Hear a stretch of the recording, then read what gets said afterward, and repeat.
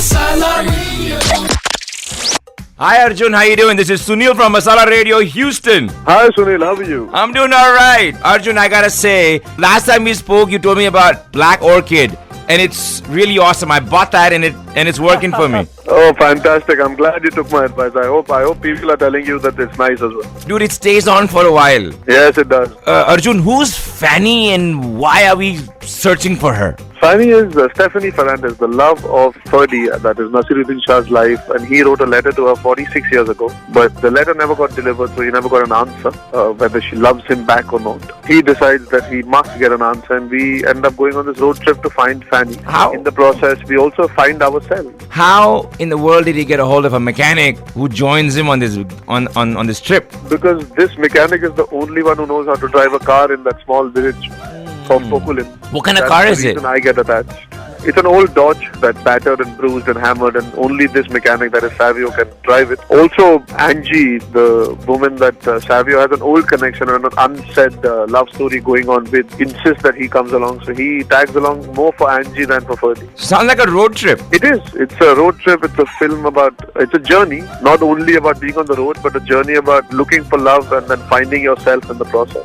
And it's a English film. It's shot in Hindi, English both. No, it's shot in English. It's made prominently in English. It's being dubbed in Hindi as well. But it's the idea was to make an English film because the film is based in Goa, and Goa is mainly full of people who speak a lot of English. Hindi is the secondary language in Goa. It's a quaint little small city next to Bombay, but it's pretty much full of people who love talking English, not Hindi. So we decided to go and cure and all this.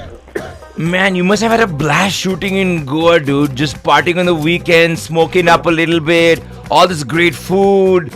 Well, I'm allergic to seafood. So unfortunately, that aspect I couldn't explore as much as I would have liked. But I love eating food, and Deepika was very kind. She used to make sure we have all the local cuisine every day.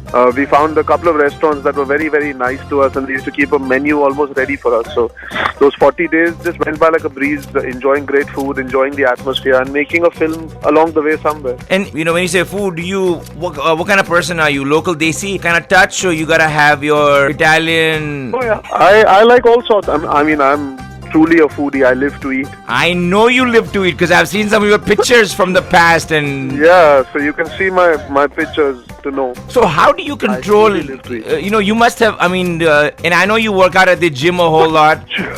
Excuse me. Bless sorry. you, my friend. I diet as much as possible when I'm shooting. When I'm not shooting, then I cheat once in a while. Also, my diet, I try to infuse interesting stuff into it. No rice though, right? No rice? Well, I have quinoa or brown rice, or I'll have wheat instead. I prefer roti to rice just because it bloats you less. Okay, I see. So how was the screening? Is it done? No, it's interval now. People have just gone back inside, so I can continue. Hey, so what's the... I haven't gone and met... I haven't met too many people, but the feedback we had from the screening earlier was very good. We had a screening a couple of days back. My friends have seen it, Varun and Shraddha. They all tweeted about it also. That's awesome, yeah.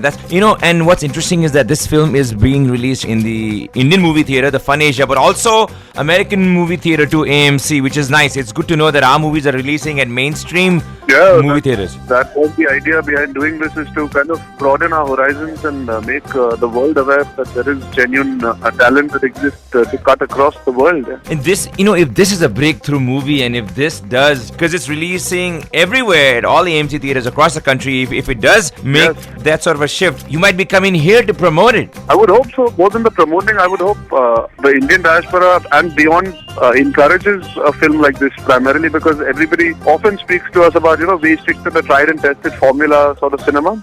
This one completely goes beyond the Bollywood tried and tested. So I hope it gets major encouragement from across America and the world, because it's a very universal film in its emotion and its language and its in the way he's made it. It's not only about Indians. It's about the whole world will be able to relate to the emotions that these characters go through. Homie had issues casting the film. Sounds like a great correct. plot. It's good times in Goa.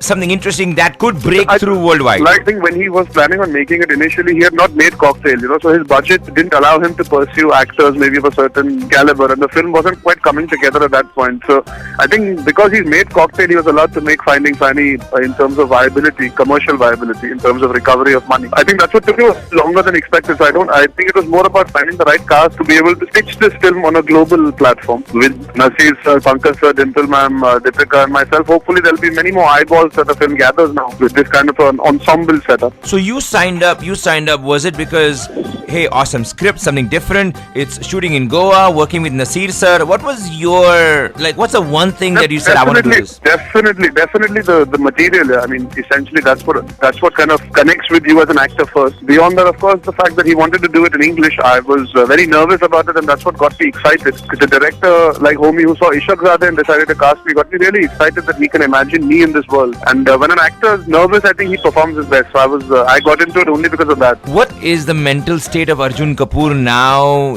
Growing up in a family, wanted to do movies, wanted to be in the movie business, wanted to be in films, and now you are a proven product personality actor. But you seem quite composed about this. My mental state is, I always think a lot. I tend to think. I'm a thinker, so my mental state is all over the place all the time. But that's just my personality. Obviously, I'm very happy with the kind of appreciation I've got in just 2 years, the kind of work I've gotten to do, the people I've gotten to work with, the kind of love I've got from across the world, and the excitement that is there towards giving new talent a chance in the profession. I think I can't imagine 5 years back a film like Finding Fanny coming to a young actor like me. So I'm in a very good place in terms of excited, looking forward, and hoping to entertain more people. I've realized that there is no bigger happiness than being able to entertain people, because then they remember you for the films you do, and that's what I want to be remembered for. One thing I really like about you and what you do, you as an actor, and what you do is that, see, I'm in radio and I keep doing radio and I can keep doing radio for 20 years. But what I really like is that you guys can get together in a shift and have a bunch of people and interesting cast and story and locations, and then totally disband and a whole new thing gets up, and it's the change is awesome. Well, that actually is very emotional for any actor, because when you get into a film, you know it's going to get over. So it comes with a time frame and an expiry date, which is why it's even more heart-wrenching. You kind of get attached to the people you work with, the story you're telling, the character you're living, and then suddenly one fine morning it's all over, and then you have to let go and let the world watch what you've created. So it's a very emotional experience. But like you said, we are very fortunate. We get to live so many characters, so many worlds, so many journeys. You must have had an amazing time growing up and having Rajma Chawal with Lakhan. Yeah, that is a memory that's very starkly stamped on my upbringing. I mean, that pretty much is my thought process. If you can imagine watching television and having Dina Din Dha and turning around and having Lakhan have a bite of your Rajma, that pretty much sums up my growing up years. But I mean, you as a family, Anil Kapoor to you was a chacha also, and probably a role model and a hero, and he was a superstar who was available to me as a relative and as a friend, and somebody who I can look up to. So for me, he's always been larger than life, even as a human being. I've never been able to kind of take away his effect on me as a person. But that can screw up with your mind also, man, because it's like so much is expected from people from these families, and you have to I don't know what I'm gonna do. Lakhan is I'm having lunch with Lakhan. What am I gonna do 10 years from now?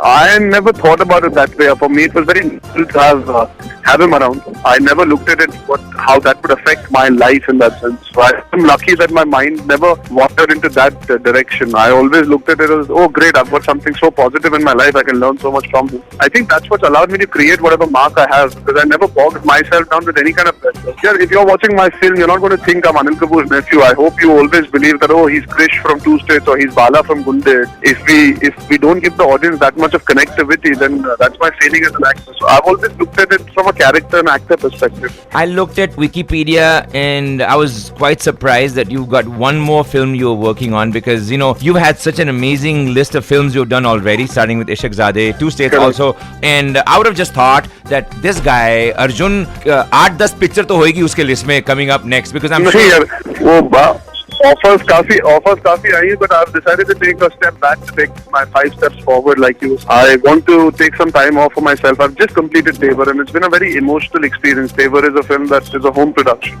So taken a lot out of me mentally, physically. So I want to take a bit of time off and then start working on whatever I do next. I like your persona. I've interviewed you. I've talked to Ranveer Singh, and I know you guys are really good friends also. But I do relate to you. I do relate to you in that I think you can be this star and possibly superstar of tomorrow because you've got that. But at the same time, you are.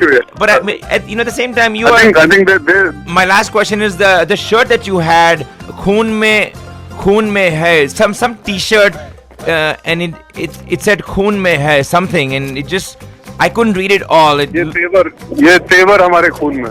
Acha, okay, so that's maybe a cool, yeah. Hey, good luck with Finding Fanny. Good luck with Tevar. I appreciate it, Arjun. Good luck, and we'll talk again. Chalo, take care. All right, take care. I'll talk to you soon. Bye. Masala